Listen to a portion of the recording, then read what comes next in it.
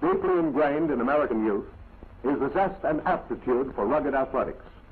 On the playing fields, in gymnasiums, in teamwork and individual exploits have been developed attributes of body and mind, skills and techniques which have made Americans outstanding in man-to-man competitions.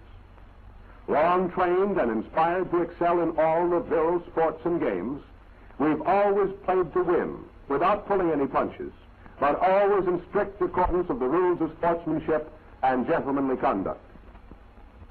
Today, as we face enemies who recognize no fair play, the technique of man-to-man competition must be drastically revised to fit the tactics of war. Suspended for the duration is the code of sportsmanship. Now there is only one rule: to win. Hand-to-hand combat is not a sport. It is designed for the emergency when your life may depend upon the ability to outwit or overcome an armed enemy, perhaps with only your two hands. These tactics of defense and counterattack combine the essential elements of jiu-jitsu, savate, American wrestling, and plain rough-and-tumble fighting. So first, let us examine some of the basic fundamentals.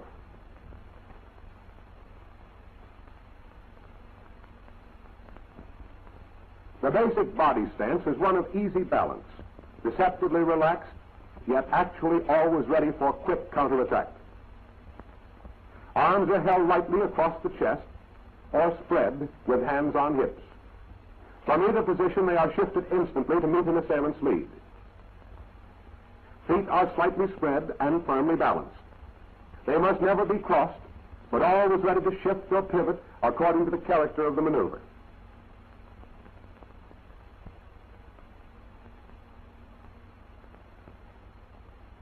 Blows are delivered with the knife edge of the hand to the points of greatest vulnerability.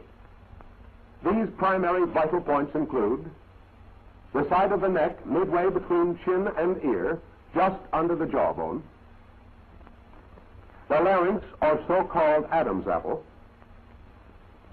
the bridge of the nose, the upper lip just at the juncture with the nose, the back of the neck at juncture of skull and spine, the kidneys at the lower edge of the ribs, the solar plexus, which may be attacked either with the edge of the hand or with the point of the hand in a straight jab. This straight jab is well adapted to a blow at the Adam's apple or in a direct attack to the eyes. One of the most vulnerable of all vital points is the groin, where even a light blow is capable of complete incapacitation. Attack strategy utilizes the feet to stamp on an opponent's arch, to deliver a sharp blow to the shin or to the groin. The knee is also a weapon of counterattack, plunging into the groin, into the face of an opponent when bent over, or into the solar plexus. Basic hand holds and leverages are designed to take greatest advantage of leverage on joints and bones. This is the wrist lock, holding the opponent's wrist in both hands. The thumbs exert pressure on the back of the hand, forcing the wrist joint backward and outward at the same instant. Another primary hold is the reverse wrist lock. The opponent's hand is twisted inward. As the elbow rises, additional leverage is applied at the elbow. Any resistance on the part of the opponent only increases the pain and the effectiveness of the hold. Twisting the hand inward imposes terrific leverage on the wrist. Pressure against wrist locks the elbow. A hammer lock with the addition of downward pressure for forcing the wrist joint. In this basic headlock, one arm is passed around the opponent's neck and locked over the other arm, while one hand is utilized to control the opponent's head. Any attempt to escape only tightens the hold. Simple strategy in forcing the back is the application of leverage, with one hand holding the belt and the other applying pressure at the throat, or with one arm around the waist exerting leverage at the chin. Forcing the knee is an elementary hold which recurs in different adaptations in a wide variety of maneuvers. Breaking grips, hand holds. Simple hand holds obtained by an opponent are most easily broken, regardless of his physical strength, by forcing against his thumbs, either inward or outward.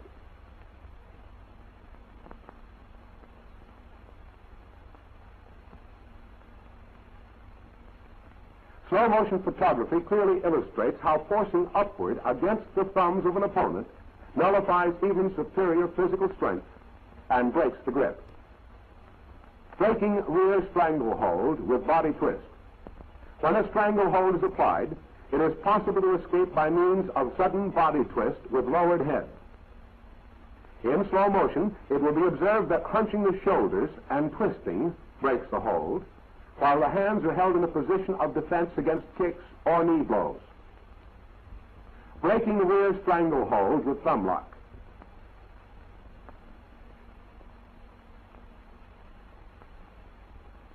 When a rear stranglehold is applied at arm's length, the breaking hold may be applied to the thumbs. With this leverage, the assailant's grip is most easily broken, and because of its acute twisting force locking the elbow, his power of resistance is minimized. His face is brought down into effective range of a knee lift. Now, in slow motion review, lock the thumbs, twist body, knee lift to face.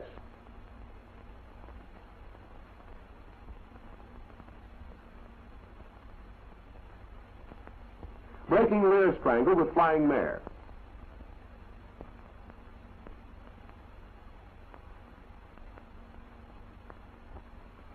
When a stranglehold is applied from the rear, don't attempt instantly to break the hold, but insert hands over arms to get a breath and loosen the strangle. Strike him sharply in the groin with the open hand or fist. As his reaction throws him out of position, drop to the knee corresponding to the side of his approach, and throw him over the shoulder with a flying mare. As he lands, the natural position of his arms and body makes it easy to apply an elbow lock. This advantage may be followed up by a vigorous attack to any part of the body. Now, in slow motion, gaining a full breath, a blow to the groin, dropping to one knee, the flying mare,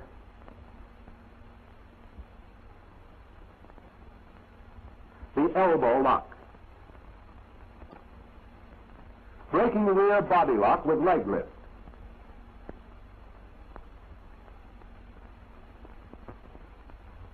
When your hands are resting on hips, the natural inclination of an assailant is to clamp his hold inside your arms. Before he can complete his hold, lean over and seize his nearest ankle, drawing his leg up between your own. Having thus gained the initiative, follow it up by throwing him and landing with your full weight on his chest or abdomen. Now in slow motion review, seize ankle, pull up, drop on chest or abdomen. Breaking rear body lock with standing switch.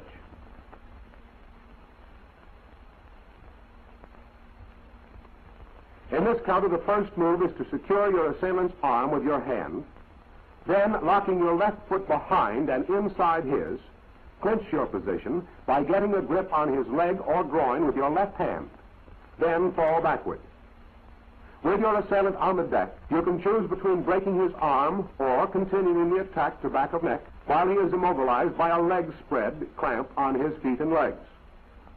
Now in slow motion review, secure the arm, note positioning of foot and leg, hand in crotch, complete switch,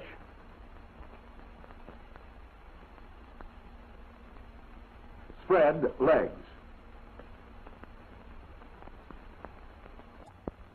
Breaking rear body lock with hip lock.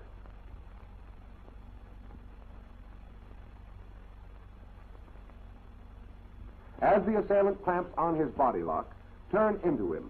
Seize his arm just above the elbow and bring your other hand around and up to a point just below his shoulder. Stepping across in front and leaning outward, you are in a position to apply a hip lock, landing with your full weight on his chest or abdomen and with both his arms still securely pinioned for further counterattack. Now, in slow motion, seize upper arm with both hands. Apply hip lock.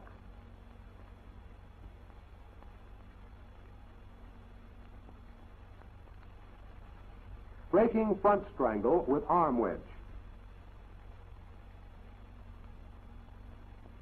Clasp the hands firmly. Note, however, that the fingers are not intertwined. Lunge upward, striking with full power of shoulders and arms, breaking grip of assailant, and in the same continuous motion, bring down clasped hands on the bridge of his nose or other vulnerable points of the face.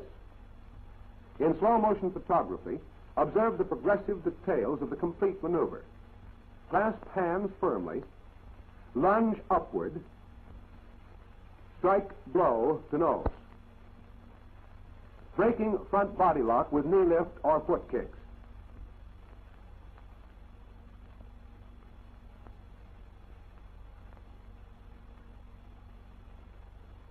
First objective in the front body lock counter is to force assailant's body far enough away to maneuver.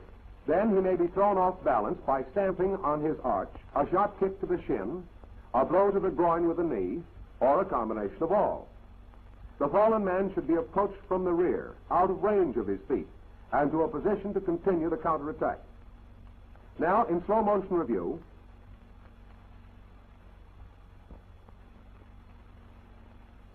force body away,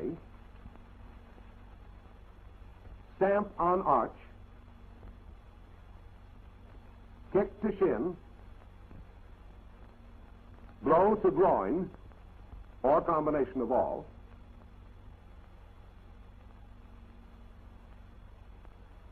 approach from rear to continue counterattack.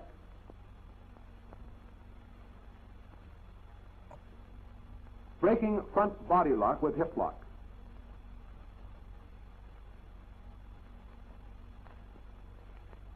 In body lock counter, the assailant's arm is seized and clamped at the elbow.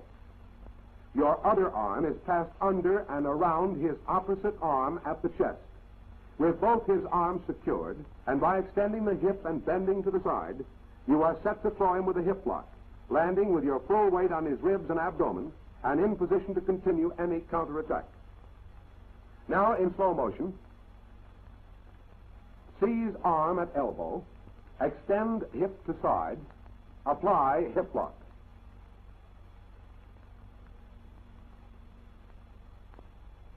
Backward flip with foot to stomach.